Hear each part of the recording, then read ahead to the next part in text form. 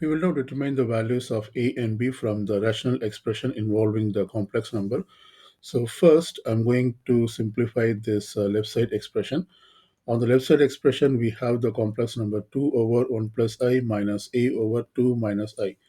So the common denominator of this fractional complex number is the product of these two complex numbers, that is 1 plus I times of 2 minus I. So to have a common denominator, I need to multiply and divide this complex number by the term which I do not have, that is 2 minus I, and divide by 2 minus I. And similarly for the second term, I need to multiply and divide by 1 plus I. So when I do that, I basically will get 2 times of 2 minus I minus 8 times of 1 plus I divided by the common denominator, that is 1 plus I times of 2 minus I,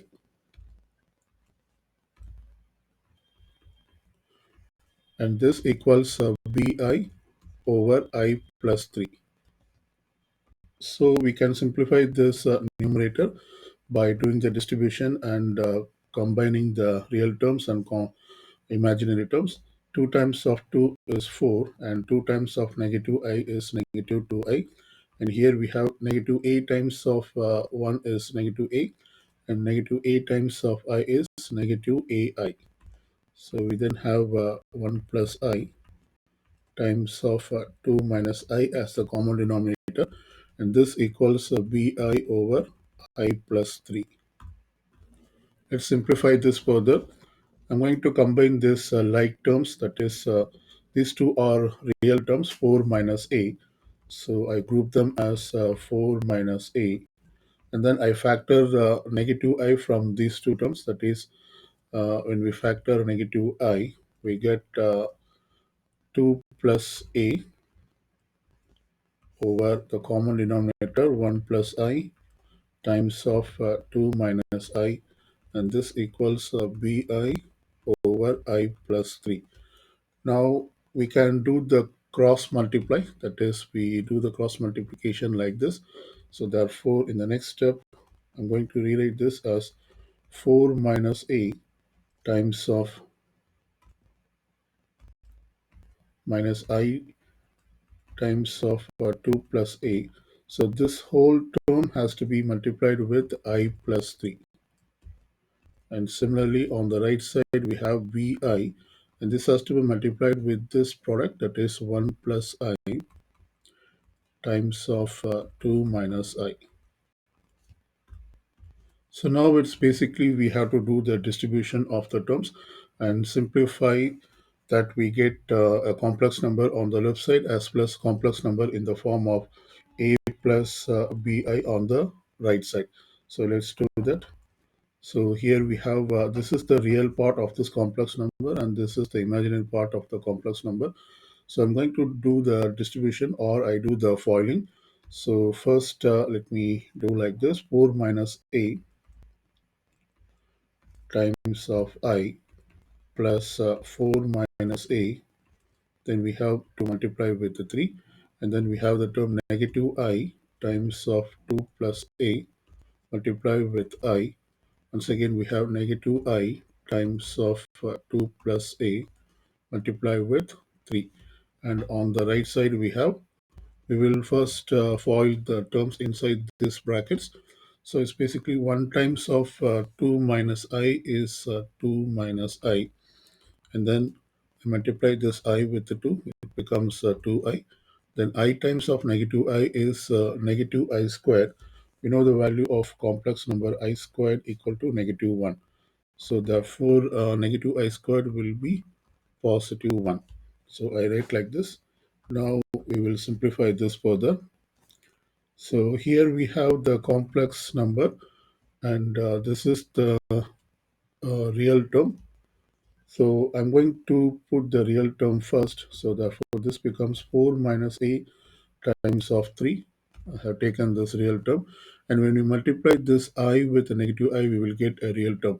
That is I times I is I squared, which is negative 1. We already have a negative 1. So therefore this become positive 1. So positive 1 times of 2 plus a is 2 plus a. So I write this as plus of 2 plus a. So now I have grouped this real term. Now I'm going to group the complex terms. That is, we have this term 4 minus a times of I. We then have this negative I times of 2 plus a. I can do the distribution of this with 3. So therefore this becomes 6 plus 3a.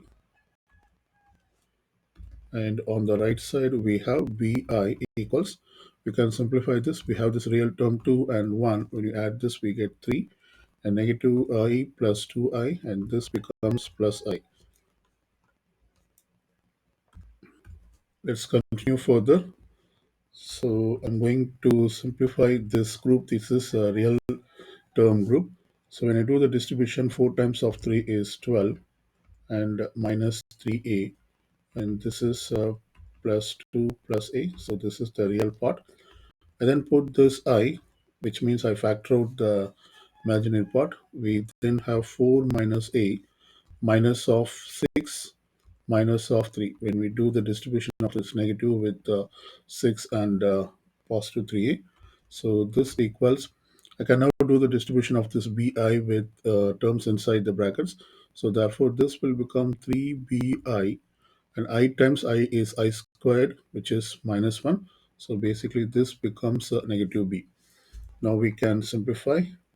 So in the next step we get 12 plus 2 is 14, minus 3a plus a is negative 2a. So this is the real part of the complex number on the right side, plus I times of, we combine the numbers, that is negative 2, negative 4a equals, I can write down this as a real part first, that is negative b plus I times of 3b. So I write down in the complex number form. Now we can equate the complex numbers, that is the real part has to be equal to the real part, because this is in the form of, we can say that this is in the form of x plus I times of y, and this complex number is in the form of c plus I times of d.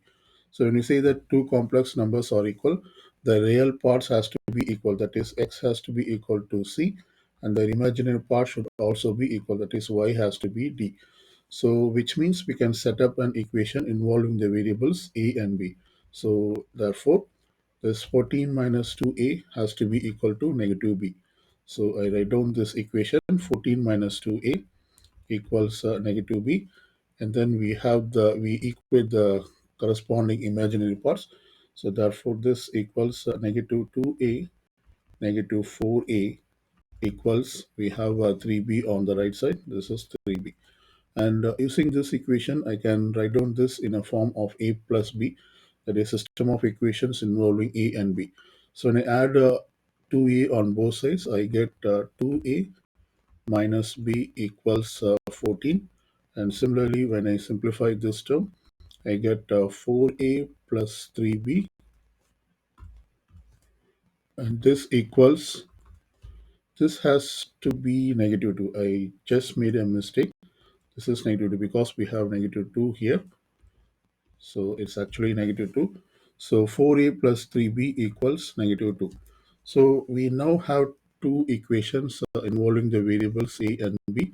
We can simplify using the substitution or elimination method.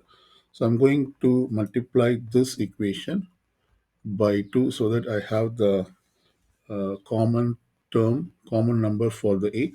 So when I multiply this equation by 2, I will get 2 times of 2a is 4a, minus 2 times of b is negative 2b, equals 14 times of 2 is 28. And then I put the second equation as it is, that is 4a plus 3b equals negative 2. Now I do the subtraction by changing the sign for the second equation. So therefore this becomes all the signs will be changed, and we can now cancel this 4a minus 4a is 0, and negative 2b, negative 3b is negative 5b, and similarly this will become 28 plus 2 is 30.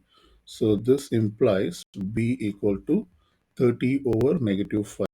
We divide both sides by negative 5, and this gives the value of b equal to negative 6. So I write down the value of b equals negative 6. Now we can plug in the value of a b into this equation, any one of the equation. Let me plug into the first equation, that is 2a minus b equals 14. So b equals negative 6 equals 14,